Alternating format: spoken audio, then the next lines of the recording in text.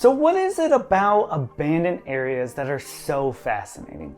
Places that were once thriving but now sit in ruin, each have their own unique stories.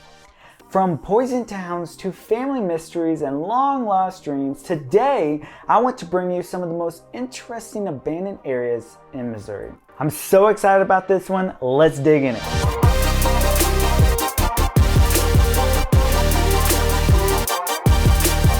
Hey guys, my name is Jesse Weiser and I'm a realtor in Springfield, Missouri, and these are the top 7 abandoned places in Missouri.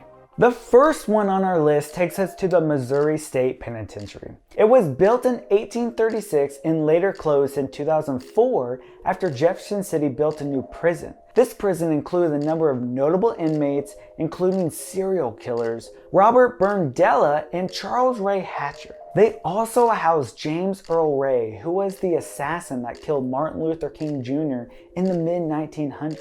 39 prisoners were executed in the penitentiary's gas chamber.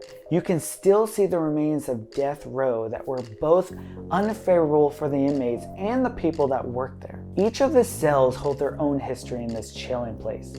There are numerous tours that you can take here for all ages. Now, in St. Louis, you have the abandoned Lemp Brewery. It began in 1840 and became popular to German immigrants in the area. This facility is made up of 27 buildings on top of the Cherokee cave system, where they would store the liquor. Even their home was connected through one of these caves, and they took this underground path to get to and from the company every day.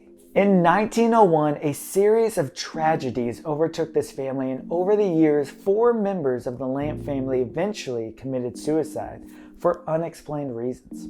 During the Prohibition of 1919, this once thriving company had to shut down completely, giving their workers no notice in advance.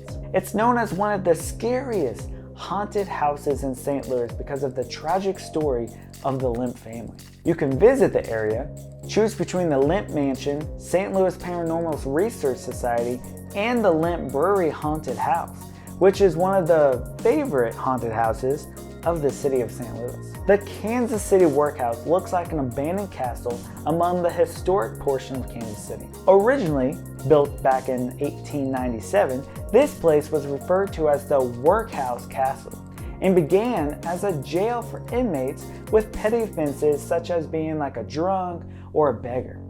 They put them to work with their first major construction, beginning with the workhouse itself. The jail closed after less than 30 years, but it was passed down to be a city storage facility, military training site, and a canine center. Eventually, it was abandoned in 1974 for good. Over time, a lot of graffiti began to cover the insides, but its unique structure and castle-like appearance make it an oddity in the area. Many people have tried to clean up the site and restore the area, but nothing has worked so far. The building is accessible without any problems, but please be careful when exploring this area if you do. Cementland was once the dream of sculptor Bob Castle. He was the creator of the beloved City Museum, which is a well-known, vast playground for all ages that sits downtown in St. Louis. It has a 10-story indoor slide, a lifted school bus on the roof, a plane on the jungle gym, and other amazing features that all came from the mind of Bob Castle. Hoping to make Cementland the same creative wonderland, he began to work on the old cement factory as a creative project, even using his own money to fund it. Unfortunately, he tragically died in 2011 due to what was reported as a bulldozer accident. In 2016, it was found that he had actually been beaten to death, and the accident had been staged. Today, the site is still unfinished, but the family hopes to one day have it completed. As of today, this area is not open to the public. In 1918, Oddfellows was formed in the city of Liberty, Missouri. This 240-acre complex was meant to provide shelter and care to those in need, such as the elderly, widows, and orphans. It was a form of health and life insurance, and as long as they had a good record, these people could stay there for help. It had a hospital, an orphanage, school, nursing home, and even a cemetery, along with a farm where if you could work, you were expected to. Today, some of the rooms have interesting artifacts that the Oddfellows left behind.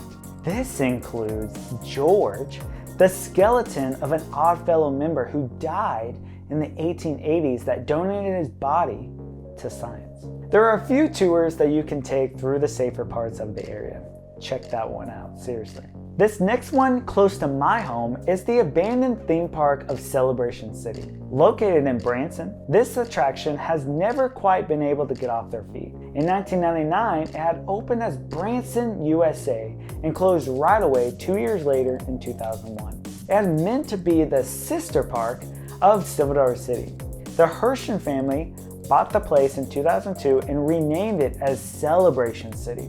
When opened in 2003, it still didn't pull in as much profit as it was expected to. So because of this, it once again closed in 2008. All of the rides, ticket booths, merry-go-rounds, and shopping centers still stand abandoned in this park. While you can't visit this area, you can clearly see the remains from the highway. Or just buy a drone and just fly it on over it and look at the cool stuff. So this last one is probably the most interesting places because of its unforgettable story. This is where it gets good. Times Beach was a town in Missouri that was once met with a tragic ending. Beginning in 1925, this town was built as a summer resort for people traveling from St. Louis who became poor after the Great Depression. They fell on such hard times they were unable to pave the roads, which brought a lot of miserable dust. To combat this, they hired Russell Bliss to oil the roads down from 1972 to 74, only to find that many people, birds, and animals were becoming deathly sick for unexplained reasons. This caused the CDC to become involved, and upon investigation, they found the roads had been sprayed in dioxin. This chemical is the same chemical in Agent Orange that was used during the Vietnam War.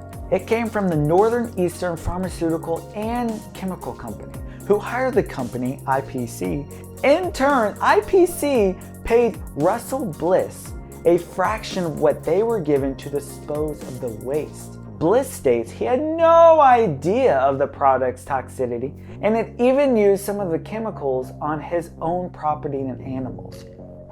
In 1983, almost 10 years later, the town that had once held 2,000 people were forced to abandon this area. It was estimated that it cost Missouri $110 million in total for the damages it caused. Most of the town was once then demolished, and eventually they replaced it with the Route 66 State Park. The Visitor Center is the only Times Beach building left standing, which was once the Bridgehead Inn or Steiny's Inn. Most of the park is dedicated to the Route 66, but there is still a section dedicated to the heartbreaking loss of this little Missouri town. So what do you think of all these places? I know for me, getting to see these areas were pretty fascinating. We're hoping to educate anyone wanting to know more about Missouri, but more specifically Springfield. If you're interested, click on the playlist here for more information. If you want to get more connected with us, click below.